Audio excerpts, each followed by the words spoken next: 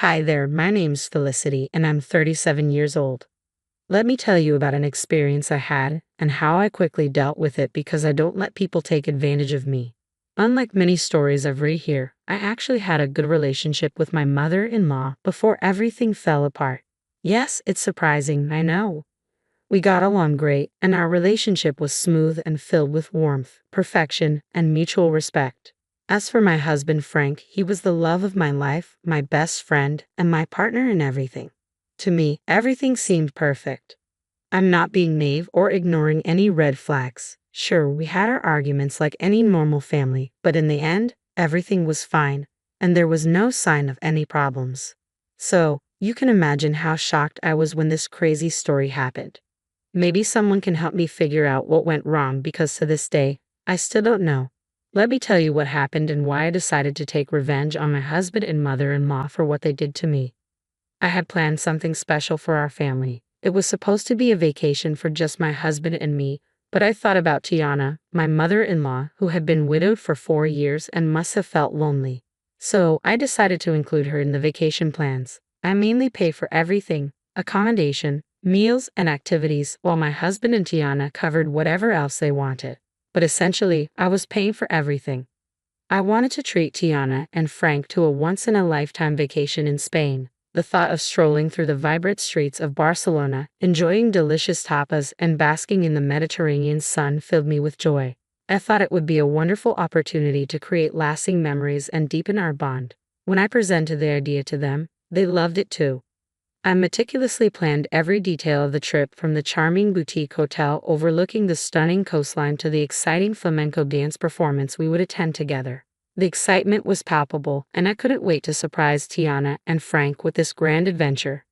Little did I know that the events awaiting me would shake my trust and shatter the illusion of our perfect little bubble. I was about to embark on a journey that would forever change my perception of family loyalty and the depths of human deception. But let's not get ahead of ourselves. Allow me to take you back to that fateful day when our dreams of Spain were still full of hope and promise. I stood in the living room, holding the plane tickets tightly in my hands, a big smile on my face. Frank, Tiana, gather round. I have a surprise for both of you. They exchanged puzzled glances, curiosity written on their faces. Tiana, with her wise eyes, tilted her head slightly. What's all this excitement about, my dear? With a flourish, I revealed the tickets and shared my plans for the Spanish adventure awaiting us. I watched their expressions closely, hoping to see joy and gratitude in their eyes. Frank's face lit up, his eyes sparkling with anticipation. Felicity, you truly are something else. I can't wait for this incredible trip. Tiana wore a softer smile, her gaze meeting mine. Oh, my sweet Felicity, you've truly outdone yourself. This is a gift beyond measure. I'm deeply touched. At that moment, my heart swelled with pride and contentment. Their reactions validated the love and effort I had poured into this surprise. I thought this vacation would be the glue that bound us even tighter, creating unforgettable memories and strengthening the bonds that already seemed unbreakable. But as you might have suspected, this story takes a dark turn. Beneath the surface of our seemingly perfect relationship, a web of deceit and betrayal was waiting to catch us. When the truth came out, it tested the limits of forgiveness and family bonds.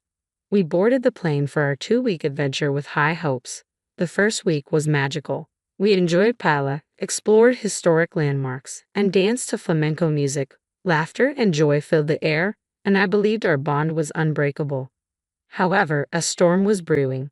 On a sunny Monday morning, I woke up to an empty hotel room. Confusion and unease gripped my heart. I frantically called my husband and Tiana, but their phones were silent. There were no notes, bags, or signs of struggle. Just an unsettling silence. It felt like I had booked this trip for myself alone. Minutes felt like hours as questions flooded my mind. Had they gotten lost? Had something happened to them? But the lack of evidence suggested otherwise. A chill ran down my spine as I reluctantly accepted the truth. I was left alone in a foreign land. Just as despair threatened to consume me, my phone buzzed with an incoming call. It was Tiana. Relief washed over me, mixed with confusion and hurt. How could she leave without a word? With trepidation, I answered the call. Tiana, where are you? What happened? Her voice, tinged with resignation and frustration, didn't sound like the sweet lady I knew. It was colder. Felicity, I thought I should at least call since you kept blowing up my phone. Sorry for disturbing you. I was just wondering where you two went. Your bags aren't here. I was concerned something bad happened. Her next words, said with chilling indifference, shook me to the core. We left you. But why? What happened? I'm sorry, but I couldn't bear to spend another week in your company, so I had to leave. What are you talking about? Did I do something wrong? Yes, I mean, how could you be so dense? Dense? Excuse me. You sprung this trip on me, practically forcing me to go with you. I just couldn't remain disingenuous any longer. Let me be clear, Felicity. I don't enjoy your company. Sure, we can spend a couple of hours together at family events, but 2 weeks. I tried to be civil and endure it, but I could only manage 1 week before I lost my mind. I'm sorry, but Frank and I are heading to the airport. We can't be around you any longer.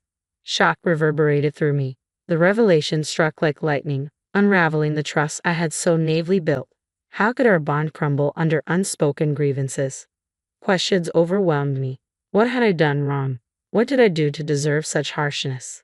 Was there no chance for reconciliation? With confusion and heart-ache, I asked, I didn't know you felt this way, Tiana. And you had no reason to. I always made it seem like things were fine between us.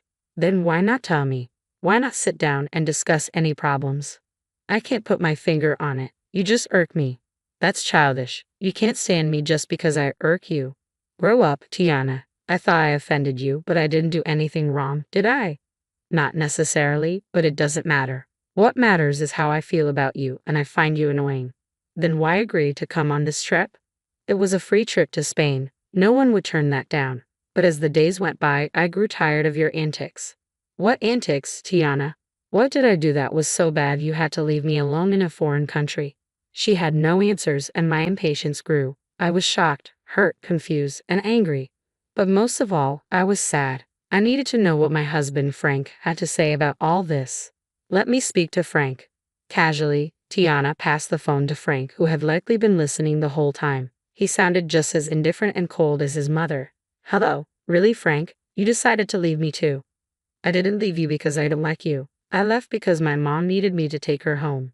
So you knew about all of this? Well, yes. How long have you known about your mother's apparent hatred toward me? For some time now. I was hoping this trip would bring her closer to you, but I was wrong. Okay, but what I'm failing to understand is why none of you approached me about this. We're all adults, aren't we? If there's an issue, we solve it. It's not like we haven't had arguments in the past. We sat down and solved them. What's different this time? Frank, like his mother moments ago, failed to answer. The only thing I can conclude is that your mother hates me for a silly reason she knows isn't valid. Maybe she's jealous or something. Maybe I have something she can't have, and she knows she can't speak up about it without sounding foolish, so she's beating around the bush. Am I right? Their resounding silence confirmed my suspicion. I'm honestly shocked. I didn't know you two felt this way about me. I hope you have a safe flight home. I cut the call. Pacing around the hotel room, still trying to wrap my head around what exactly the issue was, I stopped wondering what I did to deserve this treatment. 47 years on this planet had taught me that sometimes people hate you for seemingly no good reason. They're jealous or bitter because they see you at peace with yourself, and that enrages them because they struggle with their self-worth. I'm sure I'm not the only one who's experienced this, but the last people I expected this behavior from were my own family. After sobbing for some time, I had an epiphany. Let me take you back to that fateful moment when I decided to take control of my destiny and seek revenge against these two who had wronged me for no good reason. It was a pivotal moment that would forever change the course of my life. As I wiped away my tears, a newfound determination welled up within me. I refused to waste any more emotions on their pathetic actions. No, it was time to show them they couldn't trample over my heart and get away with it. With trembling fingers, I dialed the number of my childhood friend, Arlo. We had been through thick and thin together, and I knew I could trust him with my darkest secrets. After pouring out my heart to him and explaining the painful betrayal I had experienced in Spain, I cautiously asked if he could assist me in my quest for justice. Arlo, always the loyal and mischievous friend, listened intently, his voice filled with a mix of concern and excitement, reassuring me that he had my back. Felicity, my dear friend, you're a force to be reckoned with, and you know you can count on me for anything. So what are you planning to do? Well, Arlo, you know how your construction company always has excess sawdust. Yes, it can be quite a hassle to get rid of sometimes. Well, I think I finally have the perfect use for it. His curiosity was piqued, and my plan tumbled out like a carefully crafted script, describing how we would orchestrate the ultimate act of retaliation. My plan involved delivering bags of sawdust to Tiana's house, infiltrating every corner and crevice, and leaving an indelible mark of chaos and betrayal. Arlo couldn't help but smile at the brilliance of my idea. It was a subtle yet impactful way to remind Tiana of the stress she had unleashed upon my life. Armed with Arlo's expertise and my newfound determination, we set our plan into motion. But how will we get inside the house before they arrive back home? You need to get the spare key hidden under the potted plant on the patio. Then you'll be in. Wow, you thought of everything, huh? I'm not one to be played with. I think I'm reasonable, but if they want to act childish, I'll go even lower. Atta girl. As the hours ticked by, anticipation swirled within me. Arlo assured me the mission was complete, and soon I would witness the fallout of our carefully orchestrated chaos. Then, like a sweet melody in my ear, my phone chimed with a message from Arlo. I eagerly opened the pictures he had sent, and there it was, a sight to behold. Tiana's once pristine home now resembled a post-apocalyptic wasteland, drowned in a sea of sawdust. Every nook and cranny had been touched by our mischievous hands. It was a scene straight out of a surrealistic painting, an embodiment of the chaos that had unfolded in our lives. I called Arlo, and his laughter echoed through the phone. I couldn't help but join in. It was a cathartic release, a shared moment of triumph against those who had betrayed me. I expressed my heartfelt gratitude to Arlo, acknowledging his willingness to tread the path of mischief with me. He simply said, "Naughty can be so satisfying." As the clock ticked away, I could feel the tension building within me. How would Frank and Tiana react when they walked through the doors of their once beloved home? The anticipation was almost unbearable, a heady mix of nerves and vindication. I couldn't help but relish the thought of their bewildered faces and disarrayed emotions. Hours later, my phone erupted with frantic energy. It was Frank, his voice laced with panic and disbelief. He described the scene that awaited them, the sawdust-covered house that stood as a testament to their betrayal. My heart danced with wicked delight as I listened to his exasperated voice. At that moment, I knew the message had been received loud and clear. Their actions had consequences, and the chaos they had sown had come back to haunt them. Frank's panicked words were like sweet music to my ears, a validation of the power I had reclaimed. "Felicity, it's just awful. Mom is in hysterics."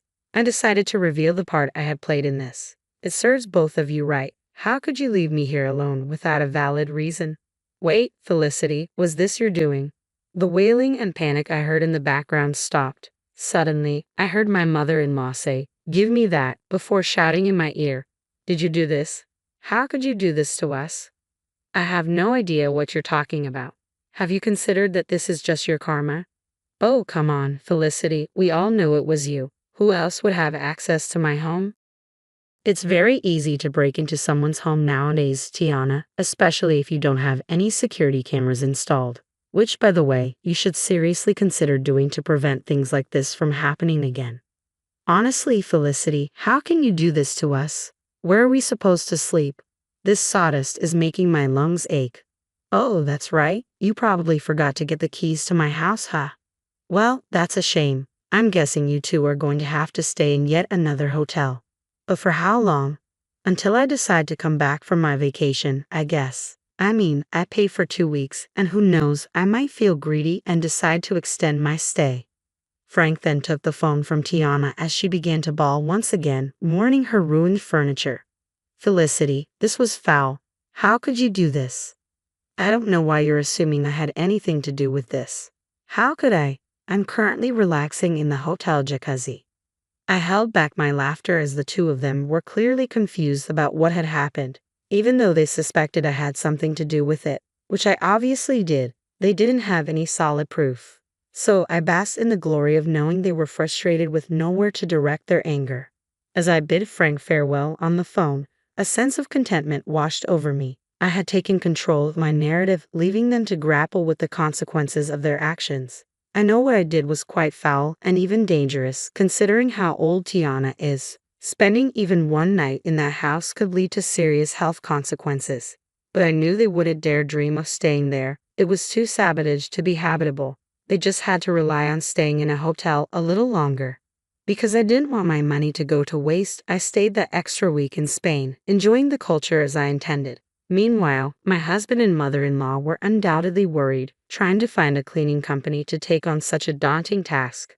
I didn't know how long it would take to get the house professionally cleaned, but I knew that in the meantime, my mother-in-law would have to stay with us in my home, and I knew she would just be irritated the whole time since she apparently couldn't stand my company. This should serve as a reminder to all of you. Some people need to learn the hard way. If you can dish out your own justice, then by all means go ahead and do it. Really give people something to be mad about.